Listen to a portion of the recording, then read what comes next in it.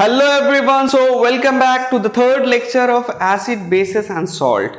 In the previous class we have already learned about the properties of acid and bases and also the preparation of acid and bases. In today's class we are going to learn about the indicators. So सबसे पहला देखते हैं what is indicators. So indicators are those substance which change its colors in different substance according to their pH. मतलब indicator क्या है कि एक ऐसा सब्सटेंस है जो एसिड और बेस में अकॉर्डिंग टू देयर नेचर वो अपना कलर को चेंज करता है, उसको हम लोग इंडिकेटर्स बोलते हैं. तो अब इंडिकेटर का डेफिनेशन जानने के बाद हम देखते हैं टाइप ऑफ इंडिकेटर्स क्या होता है. सो टाइप ऑफ इंडिकेटर जब देखिएगा तो एक होता है natural indicator, synthetic indicator. Natural indicator means natural occurrings जो नेचर में पाया जाता है ऑलरेडी. ना उसके बाद आता है सिंथेटिक इंडिकेटर या इसको हम लोग मैन मेड इंडिकेटर भी बोलते हैं.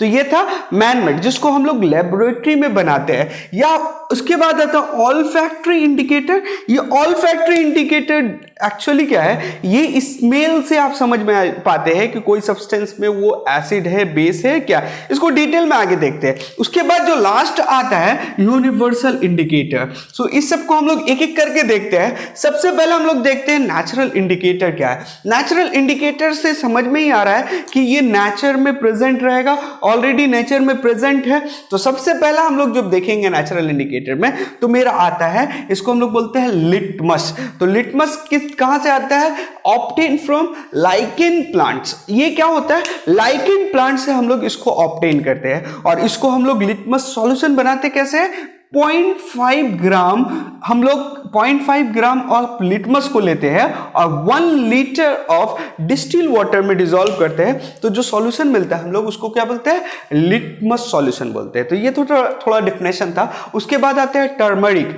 टर्मरिक क्या, हल्दी जिसको आप लोग बोलते हैं. तो ये क्या है, नेचुरल इंडिकेटर है. आप देखते हैं ये कैसे कलर चेंज करता है. तो लिटमस पेपर तो आप लोग बहुत सुने हुए, लिटमस पेपर लैब में काम आपको यूज होता है. इसका एक्चुअल जो कलर होता है ना वो होता है पर्पल. ठीक है, इसका कलर क्या होता है, पर्पल होता है. चलिए, लेकिन ये जब एसिड में जाता है तो वो क्या कलर इंडिकेट करता है, वो अपने आप को कन्वर्ट कर लेता है रेड में. और अगर वो बेस में जाता है तो वो क्या कन्वर्ट करता है, ब्लू में कन्वर्ट कर लेता है. ठीक है, तो एक्चुअल कलर क्या है, उसका पर्पल है, लेकिन वो एसिड में किस में कन्वर्ट हो जाता है, रेड में. और बेस में क्या हो जाता है, वो ब्लू में कन्वर्ट हो जाता है. तो ये था आपका लिटमस का. उसके बाद आता है क्या, टर्मरिक. आप लोग को कभी देखे होंगे कि कभी हम लोग को बचपन में लग जाता था तो हम लोग क्या करते थे, हल्दी और चूना लगाते थे. तो हल्दी और चूना जब लगाते हैं तो देखिए उसका कलर क्या होता है, रेडिश ब्राउन टाइप का हो जाता है. अच्छा, तो चूना क्या है, एक्चुअली कैल्शियम हाइड्रोक्साइड है ना, कैल्शियम हाइड्रोक्साइड. ये बेसिक इन नेचर है. तो यहां से समझ में आ रहा है कि हल्दी जो होता है जब हम लोग उसको बेस से मिलाते हैं तो रेडिश ब्राउन बन जाता है. चलिए, रेडिश ब्राउन हो जाता है.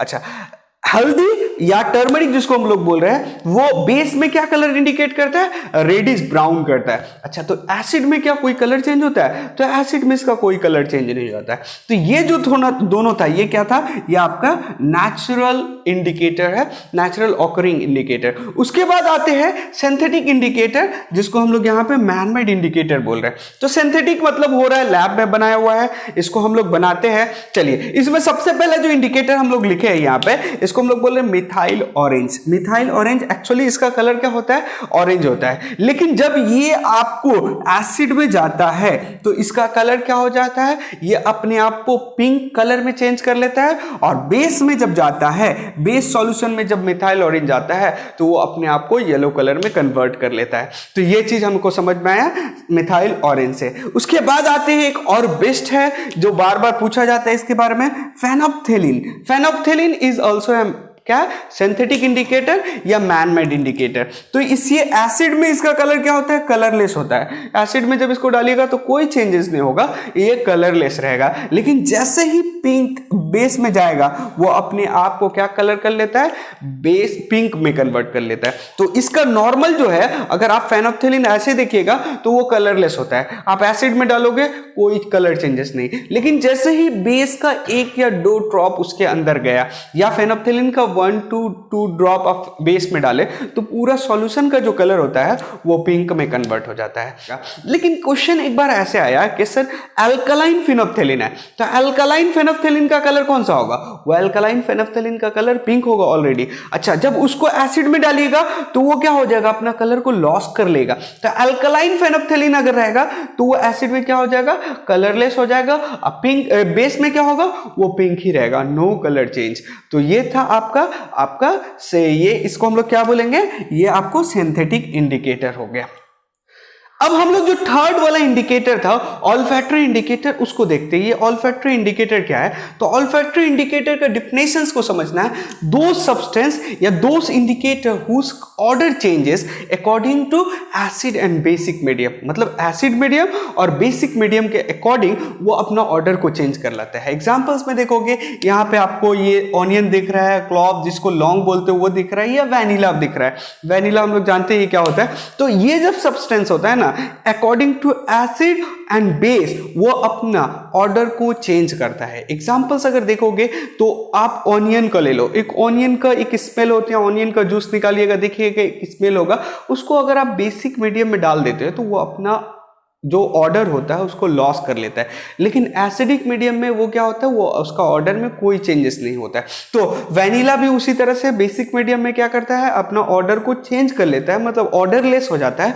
बट एसिडिक मीडियम में क्या होता है? उसमें कोई चेंजेस नहीं होता ऑर्डर का। तो ये था ऑल्फैक्टरी इंडिकेटर, इतना ही काफी है आपके लिए। चलिए अब आते हैं यूनिवर्सल इंडिकेटर। ये नाम से ही समझ में आ रहा है, मोस्ट इंपॉर्टेंट है यूनिवर्सल इंडिकेटर। अच्छा, इसको यूनिवर्सल इंडिकेटर क्यों बोलते हैं? सबसे पहला देखिए, अब तक जितना इंडिकेटर हम लोग पढ़े हैं वो क्या बता रहा था कि कोई सब्सटेंस एसिड है या बेस है। सपोज कर लीजिए बता दिया ये एसिड है और ये बेस है, इतना हमको पता चल रहा था। लेकिन उसका स्ट्रेंथ नहीं पता चल रहा था, कौन कितना ज्यादा बेसिक है या कौन कितना ज्यादा एसिडिक है, उसका स्ट्रेंथ के बारे में हमको इंफॉर्मेशन नहीं मिल रहा था। लेकिन ये यूनिवर्सल इंडिकेटर से आपको ये क्या करता है? वो तो सब बताता ही है कि वो सब्सटेंस एसिड है या बेस है। साइमल्टेनियसली वो क्या आपको बता देता है? Strength of the acid and base, मतलब वो कितना ज्यादा एसिडिक है या कितना ज्यादा बेसिक है, ये आपको इंफॉर्मेशन मिल जाता है। तो ये होता क्या है universal indicator? Mixture of organic dyes, मतलब ऑर्गेनिक डाई का एक मिक्सचर है, या ऐसे बोल सकते हैं मिक्स इंडिकेटर है ये।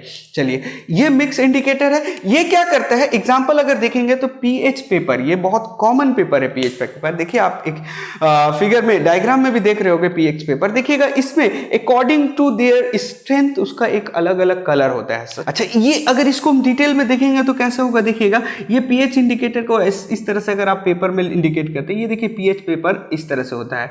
पीएच पेपर कैसे होता है? ऐसा होता है। इसके मिडिल में 7 होता है, ये 0 से स्टार्ट होता है, यहाँ पे 14 तक जाता है। अच्छा, यहाँ पे एक एक ब्लॉक बना रहेगा इस तरह से, और हर एक का आपका ये अलग अलग कलर होगा। 1 2 3 4 5 6, एक और बना लेते हैं, चलिए 7 हो जाएगा।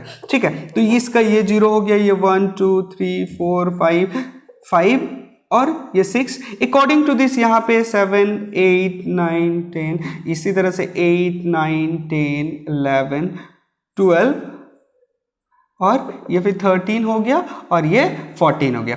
इस तरह से 14 ब्लॉक होता है, हर एक का अलग अलग अपना कलर होता है। चलिए, तो हम लोग क्या करते हैं, कोई भी सॉल्यूशन है, मान लीजिए ये मेरा एक सब्सटेंस है, ये इसका हम लोग को पता है पीएच फाइंड आउट करना, तो हम इस सब्सटेंस को, पीएच पेपर को इसमें डालते हैं। डालने के बाद निकाल के हम लोग उसका टेस्ट करते हैं कि उसका कलर क्या आ रहा है। उसके अकॉर्डिंग हम वो अगर इसका कलर देखिएगा तो विबग्योर हम लोग पता है ना, VIBG। अच्छा, इधर लिखते हैं जी। ग्रीन क्या होता है? जो न्यूट्रल होता है, ये न्यूट्रल होता है। और ये इधर से जैसे ही हम लोग इधर पे बढ़ते हैं तो वो क्या हो जाता है? एसिडिक में चला जाता है। और यहाँ से जैसे ही बढ़ते हैं वो बेसिक में चला जाता है। मतलब 7 अगर वैल्यू आ रहा है तो वो न्यूट्रल है, जिसका कलर क्या होता है? ग्रीन होता है। अच्छा, यहाँ पे क्या होता है? VIBGYOR। तो अगर इसका रेड हो गया, ऑरेंज हो गया, येलो हो गया, तो वो क्या पता चलेगा आपको? ये आपका एसिडिक इन नेचर है। ब्लू, इंडिको और वायलेट अगर हो रहा है तो वो किस में कलर में चला जाएगा? वो आपका बेसिक में चला जाएगा। अगर ग्रीन हो रहा है कोई सब्सटेंस का कलर तो वो किस में चला आ जाएगा, वो न्यूट्रल रहेगा। तो अब अगर किसी का आप मान लीजिए किसी चीज सैंपल को आपको टेस्ट करना है कि वो एसिडिक है, कितना एसिडिक है, या बेसिक है, कितना बेसिक है, तो उस पीएच पेपर को हम लोग उस सॉल्यूशन में डालते हैं। अगर उसका कलर ब्लू आया तो हम लोग बोलते हैं चलिए बेसिक है, फर्स्ट तो पता चल गया वो बेसिक है, साइमल्टेनियसली उसका रेंज भी पता चल जाएगा आपको, नियर अबाउट 7 to 8 ऐसे रहेगा। ये आप देखिए डायग्राम में आपको क्लियर समझ में आ रहा होगा। तो ये इन यूनिवर्सल इंडिकेटर इस वजह से इसको हम लोग बोलते हैं क्योंकि ये आपको स्ट्रेंथ तो बताता है, मतलब आपको वो तो बता रहा है कि वो एसिडिक है, बेसिक है, मतलब नेचर तो बताता है, साइमल्टेनियसली स्ट्रेंथ को भी बताता है। और ये आपका स्ट्रेंथ का ये पूरा आपका यहाँ पे ये समझ में आएगा। इसमें एक और जो चीज आप देख लीजिएगा कि यहाँ पे जब न्यूट्रल होता है, मतलब 7 अगर वैल्यू आता है तो न्यूट्रल होता है। उसके बाद से जैसे जैसे इस डायरेक्शन में हम लोग मूव करते हैं, इस डायरेक्शन में मूव करते हैं, उसका बेसिक प्रॉपर्टी बढ़ता है। मान लीजिए कोई एक सब्सटेंस है जिसका बेसिक, जिसका पीएच वैल्यू आया है, अगर पीएच वैल्यू ले ले 8, सपोज कर लेते 8, और एक सब्सटेंस है ए और ये बी मानते हैं, एक है जिसका आया 10, तो कौन सा ज्यादा बेसिक है? तो ये ज्यादा बेसिक होगा, क्योंकि हम इस डायरेक्शन में जैसे जैसे मूव करेंगे पीएच वैल्यू उसका बढ़ता रहेगा, तो उसका बेसिक प्रॉपर्टी बढ़ता रहेगा। उसी तरह से अगर एसिड के केस में देखें, अगर कोई एक सब्सटेंस है जिसका पीएच वैल्यू आपका आ रहा है 5 और एक कोई एक सब्सटेंस है जिसका पीएच वैल्यू आया 3, तो कौन सा ज्यादा बेसिक हो एसिडिक हो जाएगा? आपका 3 जिसका है वो ज्यादा एसिडिक होगा। तो जैसे जैसे हम इस डायरेक्शन में मूव करेंगे एसिडिक प्रॉपर्टी और एसिडिक नेचर बढ़ता रहेगा, इस डायरेक्शन में जैसे जैसे मूव करेंगे उसका बेसिक प्रॉपर्टी और बेसिक नेचर बढ़ता रहेगा। ये हो गया। अच्छा, एक दो एग्जांपल्स देख लेते हैं कॉमन जो पीएच वैल्यू का है। देखिए ये आपको ह्यूमन ब्लड जो दिख रहा है उसका पीएच वैल्यू क्या है? आपका 7.3 था, और सी वाटर अगर देखिएगा उसका आपको पीएच वैल्यू कितना होता है? 8.5 होता है। मतलब ह्यूमन ब्लड हो गया या सी वाटर हो गया, ये सब क्या होता है? बेसिक इन नेचर होता है। तो आई होप सो ये इंडिकेटर के बारे में जो पूरा डिटेल था आपको समझ में आया।